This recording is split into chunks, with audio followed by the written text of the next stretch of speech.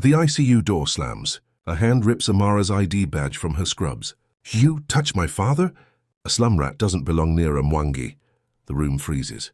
20 staff members stare. Security is called. Her worn sneakers leave faint tracks on the marble floor. The billionaire's daughter Thandiwe sneers at the logbook. "He asked for you." Impossible. But the old man's eyes follow the nurse to the doorway. His lips move. No sound. Have you ever been judged not by your skill but by the address you were born into, while someone's life rests in your hands?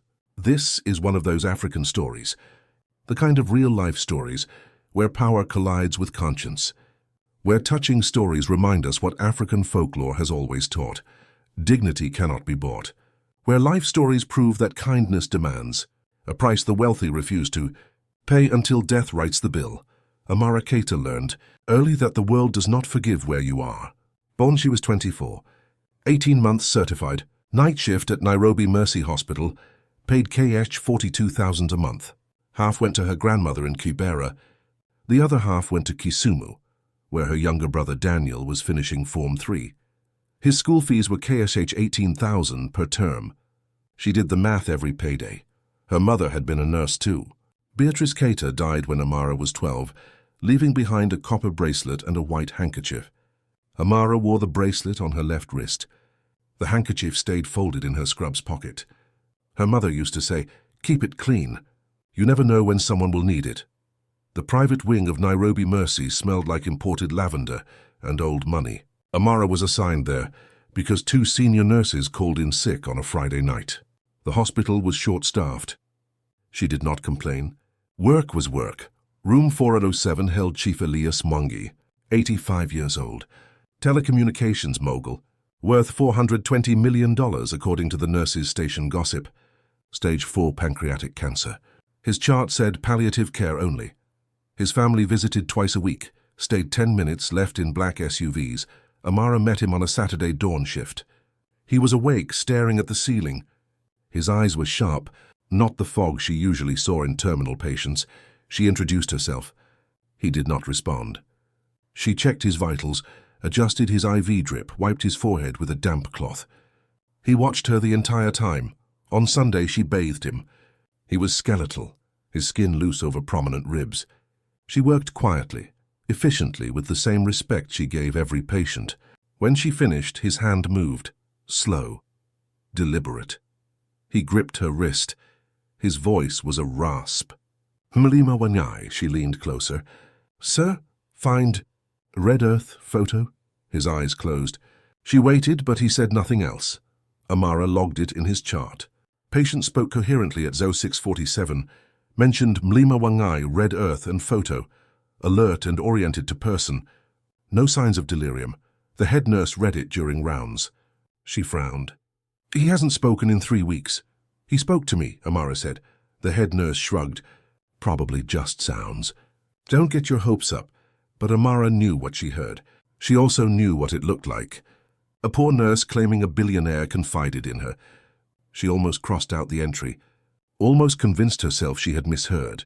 But her mother's voice was louder. "Write the truth. Let the truth defend itself." She left the entry as written. On Monday, his daughter arrived. Thandiwe Mwangi was 48, corporate lawyer. Prada heels, a diamond tennis bracelet that caught the fluorescent lights like a blade. She walked into the ICU with 2 assistants and a leather briefcase. She did not greet Amara. She opened the patient chart, flipped through it, stopped at the entry from Sunday. "Who wrote this?" Amara stepped forward. "I did, ma'am." Thandiwe's eyes narrowed. "You claim my father spoke to you?" "Yes, ma'am." He said, "My father has advanced dementia. He hasn't said a coherent sentence in a month." "Ma'am, I logged exactly what I heard. He mentioned Mlima wa Ngai, red earth. Do you know who I am?" The question hung in the air. The 2 assistants stopped typing. The head nurse took a step back. Amara kept her voice steady. "You're his daughter. I'm the chair of the Mwangi Foundation Legal Committee. I've seen this scam a dozen times." Thandiwe's voice dropped. Each word landed like a gavel. A poor nurse manipulates a dying man, plants suggestions, waits for him to change his will. "You're from Kibera, aren't you?" "Silence. I can tell by the shoes." Thandiwe's gaze dropped to Amara's worn sneakers. "How much do you make?" 40,000 a month, 50? My father is worth more than you'll earn in 10 lifetimes. Amara's hands shook. She clasped them behind her back. And you expect me to believe he chose you to confide in? The head nurse cleared her throat. Miss Mwangi, I'm sure there's a misunderstanding. There's no misunderstanding. This woman fabricated a chart entry to position herself for financial gain. I want her removed from my father's care immediately. And I want a formal investigation. Amara found her voice. Ma'am, I only wrote what he said. I have no interest in— You have every interest. Thandiwe turned to the head nurse. If this hospital wants to keep the Mwangi Foundation's $2 million annual donation, you'll suspend her today. The head nurse looked at Amara, then at Thandiwe, then at the marble floor. I'll speak to the administrator. By noon, Amara was escorted to the HR office. The administrator, a thin man with a receding hairline, avoided eye contact. He slid a paper across the desk. We're placing you on administrative leave pending an ethics investigation. Kenya Nursing Council Regulation 47C. Undue influence over terminal patients. It's a serious accusation. Amara read the paper. Her vision blurred. I didn't do anything wrong. I'm sure you didn't, but the Mwangi family has requested a full review. Until it's resolved, you're suspended without pay. How long? 6 months. Maybe longer. She thought of her grandmother. The cataract surgery she needed. 85,000 shillings, $650. Amara had been saving for 8 months. She was halfway there. She thought of Daniel. His school fees due in 2 weeks. She thought of her mother's voice. Write the truth. Let the truth defend itself. The truth had just cost her everything. Can I say goodbye to him? The administrator shook his head. Security will escort you out. Amara walked past room 407 on her way to the exit. The door was open. Elias Mwangi was staring at the ceiling again. His eyes tracked her as she passed. His lips moved. No sound came out, but she read the shape of the words. I'm sorry. The security guard took her badge at the front desk. She handed over her ID, walked through the automatic doors, stood on the sidewalk in the Nairobi heat. Her phone buzzed. A text from her grandmother. How is work, Mpenzi? Amara stared at the screen. She could not type the truth. Not yet. She walked home to Kibera. It took 90 minutes on foot. By the time she reached her grandmother's corrugated iron shack, the sun was setting. She sat on the plastic chair outside, still wearing her scrubs. Her grandmother came out, saw her face, and said nothing. She just handed Amara a cup of chai. They sat in silence as the call to evening prayer echoed from the mosque down the road. Amara pressed her mother's copper bracelet against her wrist. The metal was warm from her skin. She did not cry. She did not pray. She just sat, holding the bracelet, while Kibera settled into night around her. The first week without work, Amara told herself it was temporary. She woke at 5:30 out of habit, made chai for her grandmother, walked to the public water tap with a yellow jerry can, stood in line behind 30 other people. By the time she returned, the sun was high and her shoulders ached. She applied for 3 cleaning jobs, 2 hotels, 1 office building. The hotels said they would call back. The office building hired her on the spot. Night shift, cash 18,000 a month. She would scrub floors and empty trash bins in a glass tower downtown. Her grandmother watched her leave on the first night. You are still a nurse, Mpenzi. Amara adjusted her headscarf. Not according to the Nursing Council. The paper does not change who you are, but the paper changed everything else. The office building smelled like bleach and old carpet. Amara worked alone, 8 floors, 6 hours a night. Her hands cracked from the chemicals. She wrapped them in gauze before bed. In the morning, the gauze stuck to her skin. Kibera was different now. Neighbors who used to greet her looked away. She heard the whispers at the borehole. She tried to steal from a dying man. She got caught. Now she is cleaning toilets. Some believed the Mwangi family's version. Some believed hers. Most just believed that poor people always lose. Her grandmother needed the cataract surgery by December. It was now late September. Amara had saved KSH 44,000. She needed KSH 85,000. At KSH 18,000 a month, minus rent and food and Daniel's school fees, she would never make it in time. Daniel called one evening. Dad, the headmaster says I can defer fees until next term. Don't worry about me. You're not deferring, but You're going to finish school, Daniel. That's not a discussion. She sent the money the next morning. It left her with KSH 9,000 in her account. On the 15th day of suspension, a journalist from a Nairobi tabloid called. He offered KSH 200,000 for an exclusive interview. Tell us what really happened. People love underdog stories. Amara held the phone for a long time. KSH 200,000 would cover the surgery. Daniel's fees. Rent for 6 months. What would you want me to say? Just the truth. What the old man told you. What the daughter said. We'll handle the rest. And if I don't know the rest? The journalist laughed. We'll fill in the blanks. That's what readers want. She thought of Elias Mwangi, skeletal and silent in room 407. She thought of his eyes tracking her as security escorted her out. His dignity isn't for sale. Miss Keita, KSH 200,000 is a lot of money for someone in your position. She hung up. Her grandmother was sitting outside, shelling beans. Good. I just turned down half a year's salary, Bibi. You kept your mother's name clean. That is worth more. Amara sat beside her. The copper bracelet caught the afternoon light. I don't know if it is. Her grandmother's hands did not stop moving. You will. On day 18, Dr. Hassan Olu found her. She was scrubbing the third-floor bathroom when someone knocked. She opened the door. A man in his early 60s stood there, holding a manila folder. White beard. Wire-rimmed glasses. A stethoscope around his neck. Nurse Keita. She straightened. I'm not a nurse anymore. I'm Dr. Olu, palliative care at Nairobi Mercy. May I speak with you? They sat in the empty break room. Dr. Olu set down the folder but did not open it immediately. I'm Muslim. I'll retire in 8 months. I've worked in palliative care for 34 years. He paused. I don't have time left in my career to watch an innocent woman be destroyed. So I'm going to risk what's left of it. He opened the folder. Inside were printed charts. Elias Mwangi's vitals. Tracked over 6 months, I've been reviewing his case. I noticed something the family doesn't want anyone to see. He spread the charts on the table. Red lines tracked heart rate. Blue lines tracked blood pressure. Green lines tracked pain response. These are the nights you worked with him. He pointed to a cluster of dates. Vitals stabilized. Pain scores dropped. He accepted medication without resistance. Amara leaned closer. The data was undeniable. And these, he pointed to another cluster. These are the nights after you were suspended. Vitals erratic, pain maxed out. He refuses medication from every other nurse. They have to sedate him just to change his IV. Why are you showing me this? Because I believe you, and because Chief Mwangi left something. Dr. Olu pulled a sealed envelope from his jacket. 2 years ago, he placed this in the hospital's safe deposit box. Legal directive. It can only be opened in your presence. Amara stared at the envelope. Her name was handwritten on the front in shaky script. Nurse Amara Keita. Why would he write my name 2 years ago? He didn't even know me. Dr. Olu's eyes were steady. Didn't he? The question sat between them like a third person. I've requested an emergency ethics hearing.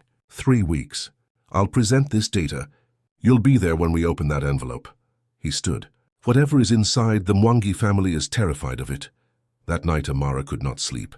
She lay on her mat, staring at the corrugated iron ceiling. The envelope, her name. 2 years ago, she pulled out her phone. Searched Mlima wa Ngai, Mount Kenya, sacred to the Kikuyu people. She searched Red Earth Mlima wa Ngai, Murang'a County. Rust-colored clay soil. She searched Elias Mwangi Murang'a. Nothing. She searched Elias Mwangi 1985, found a newspaper archive. A small rural clinic in Kisumu had received an anonymous donation. The article mentioned a telecommunications engineer who had recovered from typhoid there. No name given. Kisumu, her mother's town. Amara sat up, pulled out the white handkerchief her mother had left her. She unfolded it slowly.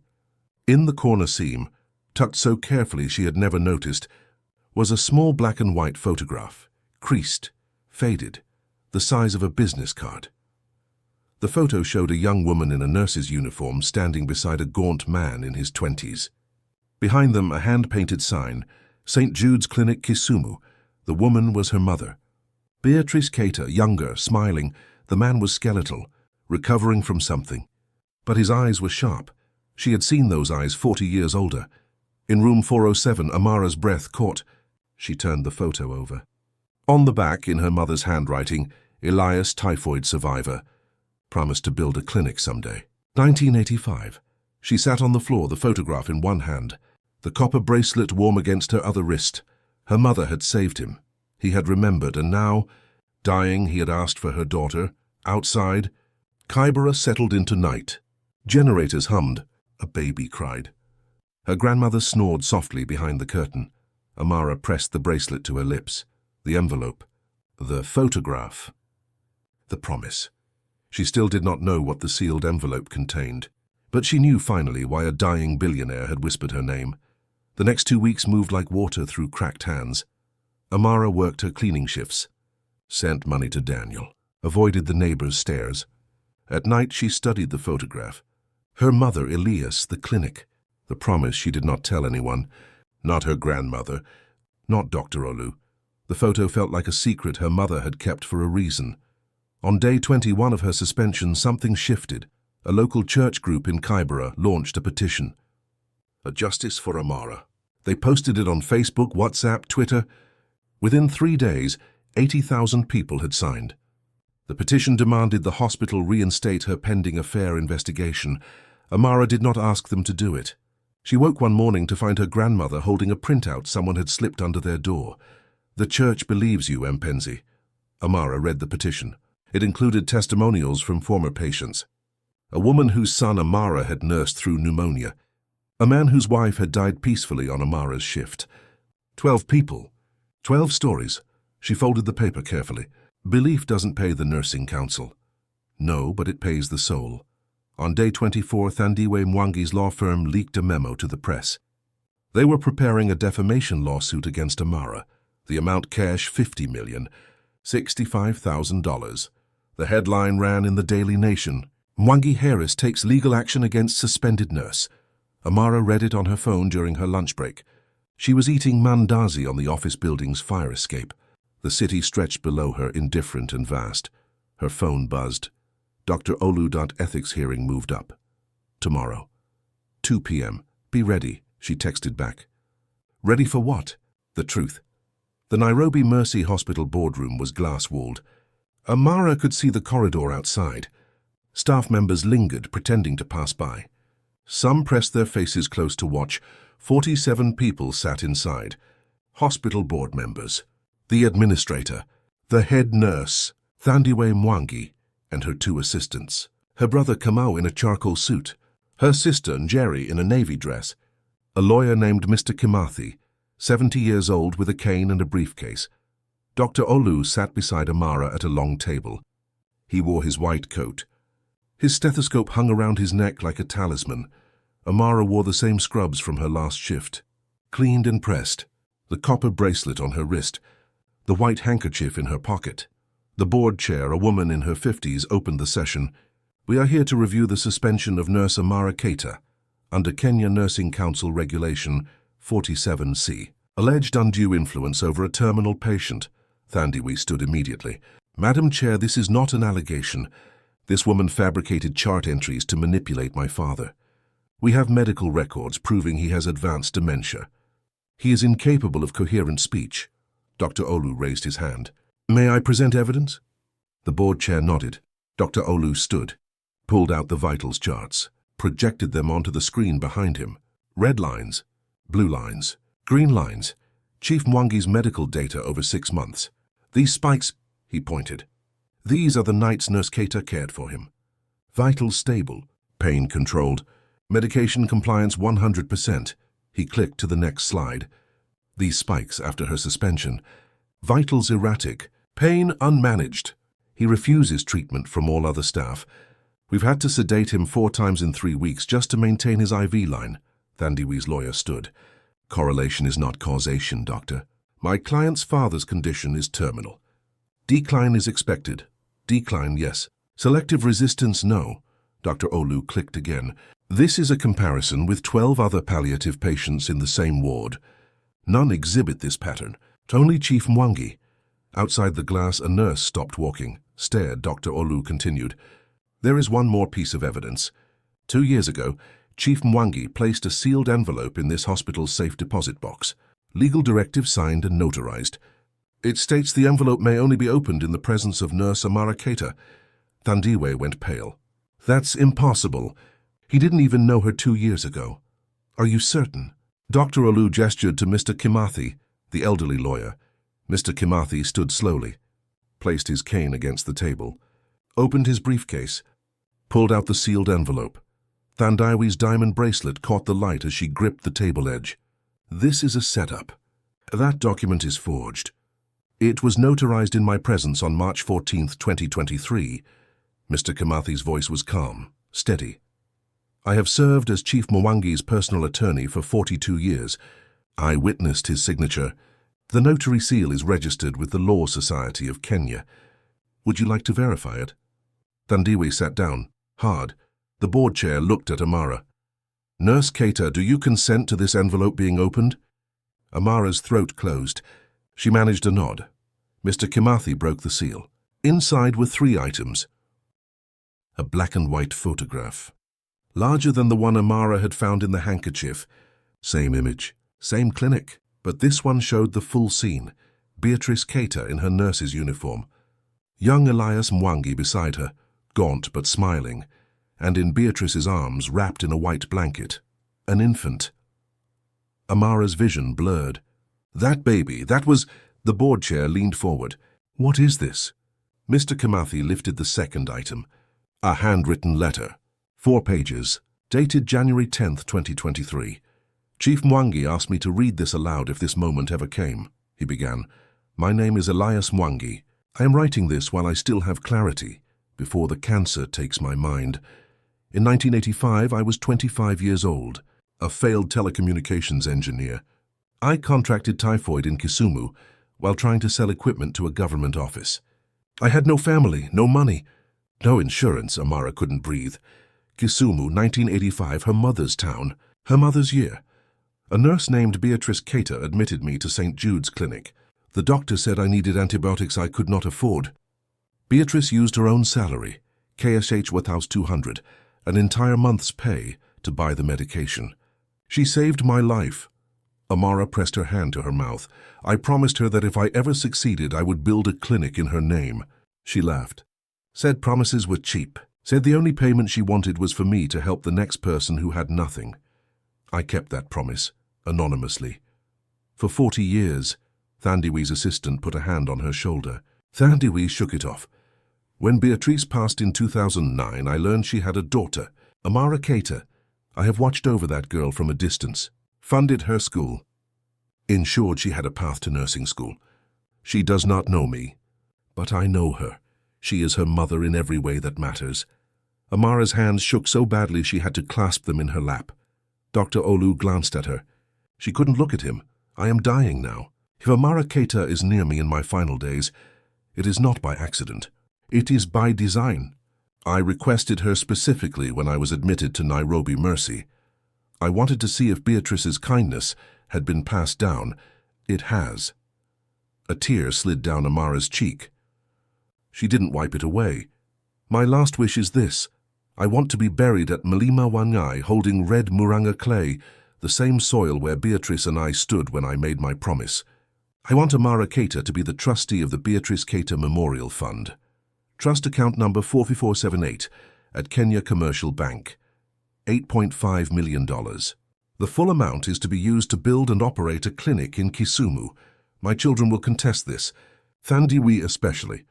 She does not understand that wealth without purpose is just numbers in an account. Kamau looked away. Jiri wiped her eyes. If Amara is accused of manipulation, show them this letter. Show them the photograph. Show them the truth. Beatrice Keita saved my life when I was nothing. Her daughter will carry that legacy forward. This is not charity. This is a debt 40 years overdue. Signed, Chief Elias Mwangi. No one moved. Outside the glass, a nurse pressed her hand to the window. Another covered her mouth. Thandiwe stood. Her chair clattered backward. He was coerced. He was sick. She manipulated. Mr. Kimathi lifted the third item. A USB drive. There is also this. A video recording. Dated 18 months ago.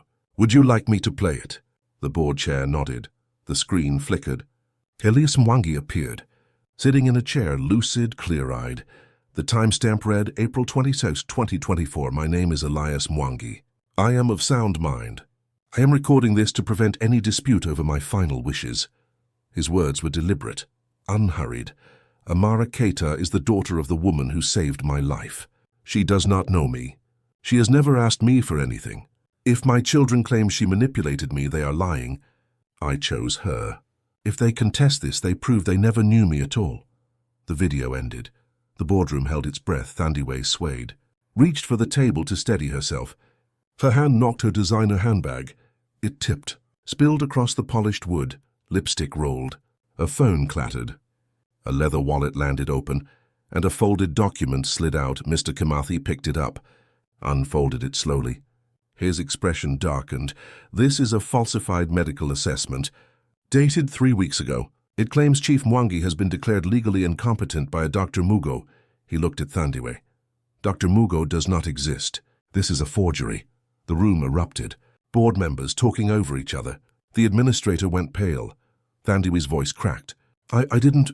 You were going to use this to claim your father lacked capacity, to void his will. Kamau stepped back from his sister. Jerry looked at the floor. Security appeared at the door. The board chair stood. Her voice cut through the noise. This hearing is concluded. Nurse Amara Keita is reinstated immediately with full back pay and a formal apology. The nursing council investigation is closed. Ms. Mwangi, you will leave this hospital. Security will escort you. Thandiwe walked out, flanked by 2 guards. Her heels clicked on the marble. The staff in the corridor stepped aside. No one met her eyes. Amara sat staring at the photograph on the screen.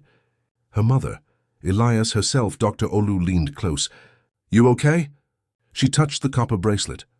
Her mother's voice echoed. You never know when someone will need it. Her mother had known. Had always known. My whole life, Amara whispered. He was watching my whole life. He was honoring hers. She saved him with KS-1200. He gave me 8.5 million. No. Dr. Olu's voice was gentle. He gave you what your mother would have wanted. A way to save more lives. Amara closed her eyes. Felt the weight of 40 years. The promise, the debt. The legacy at outside Nairobi hummed. Somewhere in room 407, an 85-year-old man lay dying, waiting to hear if his last wish would be honored. She stood. I need to see him. The board chair nodded. You're his nurse again. Go. Room 407 smelled different, sharper, the scent of a body shutting down. Amara pushed the door open. The machines beeped softly.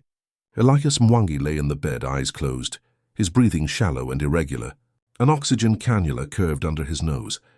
His skin was grey. She walked to his bedside, set down her bag, pulled the copper bracelet from her wrist, and placed it gently on the table beside him. Next to it, she unfolded the white handkerchief. The small photograph, her mother, him, herself as an infant, rested in the center. I know now, she said quietly. His eyes opened, slowly, as if even that took effort. He looked at the photograph, then at her. His eyes found the photograph first, then moved to her face. You came back. I'm your nurse. Where else would I be? A sound escaped him, almost a laugh. It turned into a cough. She adjusted his pillow, tilted his head slightly to ease his airway. Checked his oxygen flow, 2 liters per minute. She increased it to 3. His hand moved, weak, searching. She took it. Your mother, his voice was a thread. Beatrice. She had... Your eyes. Amara's throat tightened. You didn't have to do all of this. The school, the fund, watching over me. I did. He swallowed with difficulty. Debt doesn't expire. Just because... Time passes. She wiped his forehead with a damp cloth. You could have told me. Would you have believed me? His eyes held hers. Or would you have thought? I wanted something? She didn't answer. Because he was right. I wanted you to become who you were, without knowing what I'd done. Each phrase cost him. So you'd never hold me as anything, but I do owe you. No, the word was firm despite his weakness. You owe your mother. Live the way she taught you. Amara squeezed his hand. I will. He closed his eyes, breathed, opened them again. Mlima Ngai, I know, red clay. I'll make sure of it. Thandiwe, she's gone. The board banned her from the hospital.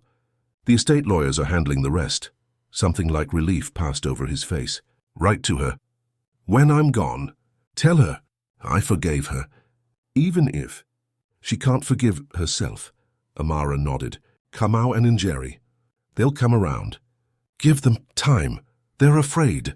Not evil, I will. The clinic, he coughed. She gave him water through a straw. He sipped, barely.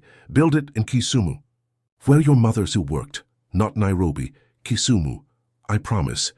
And Amara. He gripped her hand with surprising strength. Don't let them make you small. You saved my dignity. That's worth more than any money. She couldn't speak. Just nodded. He smiled, faint, tired. You look just like her. His hand relaxed. His breathing evened. He drifted into sleep. Amara sat beside him, pulled up a chair, opened her phone, texted her grandmother, I'm back at the hospital. Back where I belong. Her grandmother replied immediately, Mungu ni mwema. God is good. The next 72 hours blurred together. Amara worked 12-hour shifts. She bathed Elias, changed his sheets, adjusted his medication, held his hand when the pain spiked, read to him from a book of Kikuyu proverbs his assistant brought. Kamau visited on the second day. He stood in the doorway, uncertain. May I come in? Amara nodded. He sat on the opposite side of the bed, looked at his father. I didn't know. About your mother. About any of it. He wanted it that way. Thandiwe, she's always been afraid of losing control, of being forgotten. Kamau's voice was soft. It doesn't excuse what she did, but it explains it. Your father said to give you time, and to tell you he forgives all of you. Kamau's eyes reddened. Even after everything? Especially after everything. He left 20 minutes later, but before he did, he placed an envelope on the bedside table for the clinic. It's not much, but it's from me. Not the estate. Just me. Amara opened it later. A check for KSH $2,250,000. And Jerry came on the third day. Brought white lilies. I'm sorry, was all she said. Then she sat and held her father's other hand for an hour. Elias woke that evening, lucid, clear, as if death had granted him one last moment of clarity before the final door. Amara, I'm here. It's time, she knew. The vitals told her. Blood pressure dropping, pulse thready, respirations irregular. His body was letting go. Do you want me to call anyone? No, just you. She pulled her chair close, held his hand. He looked at the copper bracelet on the table. Give that to the first nurse, who graduates from the clinic. Tell them it belonged to the woman who taught me. Kindness costs nothing and pays everything. Amara's tears fell. She didn't wipe them away. Thank you, he whispered, for being Beatrice's daughter. His breathing slowed. Once, twice, 3 more breaths, then stillness. The machines flatlined. The alarm beeped. Amara reached over and silenced it. She sat with him for 10 minutes, held his hand as it cooled, tucked the white handkerchief into her pocket. It had been her mother's, now it was hers again. A reminder that promises outlive the people who make them. She walked to the nurse's station. He's gone. The head nurse stood. I'm sorry. And Amara, the board wants to meet with you tomorrow. They're creating something. A new protocol. What kind? They're calling it the Elias Mwangi Dignity Protocol. Any staff member, regardless of background, gets judged only by competence. Not class, not address. They want you to help write it. Amara touched her pocket where the handkerchief rested. I will. Dr. Olu appeared an hour later. Found Amara in the break room drinking chai, staring at nothing. You okay? I think so. You did well. He died with dignity. Because of you is because of my mother. Both. That night, alone in Kibera, Amara wrote 3 letters by hand. The first to Kamau, thanking him for the donation, inviting him to the clinic's groundbreaking. The second to Njeri. The same, the third to Thandiwe. The hardest. She wrote it twice. Tore up the first. The second read, Your father forgave you before he died. He asked me to tell you. I don't know if we'll ever speak again, but I wanted you to know he loved you, even when you made it hard. I choose to honor his wish. I forgive you too. From a distance, she did not expect a reply. She mailed it anyway. The funeral was 1 week later. At the foothills of Mlima Ngai Amara stood beside the grave, Dr. Olu on her left, her grandmother on her right. Daniel beside her in his school uniform. Kamau and Njeri attended. Thandiwe did not. Mr. Kimathi read a verse. A Kikuyu elder sang a blessing. The words rose like wind through the highlands. Amara knelt, scooped red Murang'a clay, placed it in Elias's folded hands. Rest now, she whispered. The debt is paid. They lowered him into the earth. Amara threw the first handful of soil, then Kamau, then Njeri. When it was done, the elder placed a hand on Amara's shoulder. He chose well. That evening back in Kibera, her grandmother handed her chai. What will you do now? Build the clinic. But it won't be easy. 8.5 million sounds like a lot. But construction in Kisumu, staffing, equipment. Amara shook her head. It'll take years, and I still have to work. I can't just leave Nairobi Mercy. You'll find a way. What if I can't? What if I fail him? Her grandmother smiled. Then you'll have failed trying. That's more than most people do. Amara touched the white handkerchief in her pocket, the copper bracelet on her wrist. The work was just beginning. 6 months passed like pages turning. The Beatrice Keita Memorial Clinic broke ground in Kisumu on a clear April morning. Amara stood in the red clay soil, shovel in hand, with 200 people watching. Former patients from Nairobi Mercy, church members from Kibera, nurses who had signed the petition. Her grandmother, whose cataracts were gone, stood in the front row beside Daniel. Dr. Olu gave the opening prayer, in Arabic first, then Swahili. Kama Mwangi cut the ribbon. Njeri planted a jacaranda tree. Thandiwe did not attend. But 3 days later, a plain envelope arrived at Amara's address. Inside, a cashier's check for KSH $5 million. No letter, no signature. Just the check and a small card with 2 words in shaky handwriting. I'm trying. Amara deposited it. She did not call, did not write back. She honored the gesture by letting Thandiwe heal at her own pace. Construction took 4 months. The clinic opened in August. Single story, 12 beds. A surgical suite. A pharmacy. A laboratory. Solar panels on the roof. Rainwater collection tanks. Everything her mother's clinic had lacked 40 years ago. On opening day, 83 patients waited outside before dawn. Amara worked the first shift herself. She hired 6 nurses. 2 were from Kibera. 1 was a refugee from South Sudan. Another had failed nursing school twice before passing on the 3rd try. During the hiring interview, that nurse asked, "Why would you pick someone who failed?" Amara looked at her. "Because you got back up." That's what we do here. The nurse started the following Monday. Dr. Olu came out of retirement to consult 2 days a week. He refused payment. "I'm investing in what comes next," he said. The copper bracelet sat in a glass case in the clinic's entrance. Beneath it, a bronze plaque read, "This bracelet belonged to Beatrice Keita, RN, who taught us that kindness costs nothing and pays everything. It will be given to the first nurse who graduates from this clinic and dedicates 5 years of service to underserved communities." Amara still worked part-time at Nairobi Mercy, 3 nights a week. The rest of her time went to Kisumu. She split her life between 2 cities, 2 clinics, 2 versions of the same calling. The Elias Mwangi Dignity Protocol became hospital policy in May. Every new hire attended a 2-hour training. Amara helped design it. The first slide showed a photograph, a young nurse in worn sneakers standing beside an elderly patient's bed. "Competence has no address," the training manual read. "Compassion has no class." 12 hospitals across Kenya adopted the protocol by September. Thandiwe Mwangi resigned from her law firm in June. Quietly, no press release. She began volunteering at a women's legal aid clinic in Nairobi. Pro bono work for domestic violence survivors. No cameras, no interviews. Just her, a desk, and women who needed someone to fight for them. Amara heard about it from Kamau. "She's different now," he said. "Smaller. But maybe that's not a bad thing." Amara thought of Elias's words. "Give them time." Kamau joined the clinic's board of directors. Jerry funded a scholarship program for nursing students from low-income families. The Mwangi siblings found their own ways to honor what their father had built.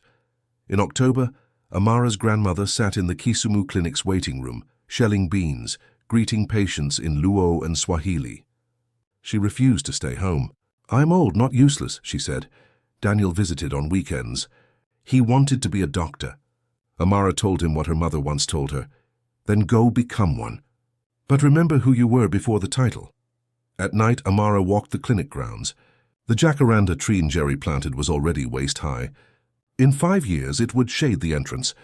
In 10, patients would sit beneath it while they waited. She thought of Elias often, of his hands folded around red clay, of his final words, "You look just like her."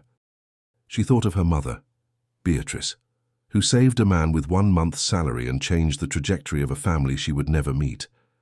The white handkerchief stayed folded in Amara's pocket. She pulled it out sometimes, looked at the smaller photograph tucked inside. 3 people, 3 generations, 1 promise kept. One evening, a young mother came to the clinic with her daughter. Pneumonia, treatable. The mother had no money for medication. Amara filled the prescription herself. Paid from the clinic's fund. Showed the mother how to administer the antibiotics. Wrote careful instructions in Swahili. The mother wept. "How do I repay you?" Amara handed her the white handkerchief. The mother wiped her eyes. Amara gently took it back, refolded it, and said what her mother had once said. "You don't repay me. You help the next person who has nothing." The mother nodded. Left with her daughter. The girl's fever would break by morning. Amara stood at the clinic entrance. The copper bracelet gleamed behind glass. The jacaranda tree swayed in the evening breeze. Somewhere inside, a baby cried. A nurse soothed. The work was never finished. But it was good work. The kind her mother would recognize. The kind worth waking up for. Today, the Beatrice Keita Memorial Clinic has treated over 4,000 patients. Amara Keita still works both locations.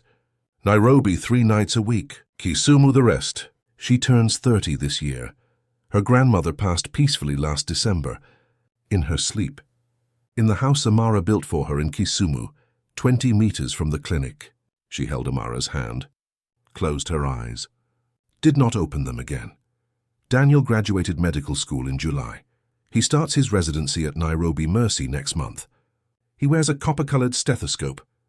A gift from his sister. Dr. Olu still consults 2 days a week. He's 73 now. He says he'll retire when the work is finished. Then he smiles. Last month, the first nurse graduated from the clinic's training program. A young woman from Turkana. Amara opened the glass case, lifted out the copper bracelet, placed it on the woman's wrist. "This was my mother's," Amara said. "Now it's yours. Wear it. Then pass it on." The woman promised 5 years of service. Maybe more. Kamau and Jerry visit quarterly. Their scholarship fund has expanded to Uganda and Tanzania. 43 nursing students so far. Thandiwe came once, in March, stood at the entrance. Never went inside. Just looked, then left.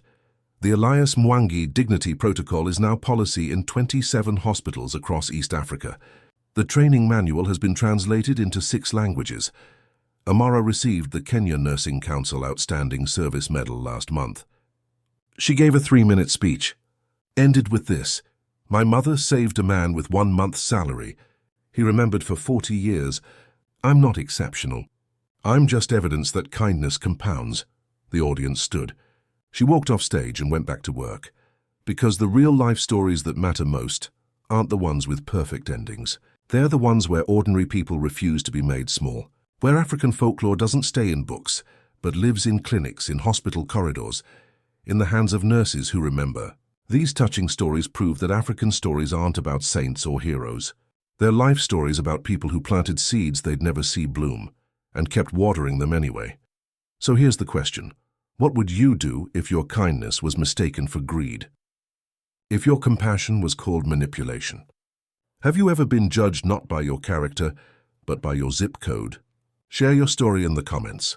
Let's build a thread of people who refuse to be made small. Subscribe if you believe ordinary people carry extraordinary legacies. Share this with someone who needs to hear it today. Next time, a disgraced chef reveals the king's secret ingredient, and a kingdom will never be the same. Until then, be the person your mother would recognize. Do the work worth waking up for.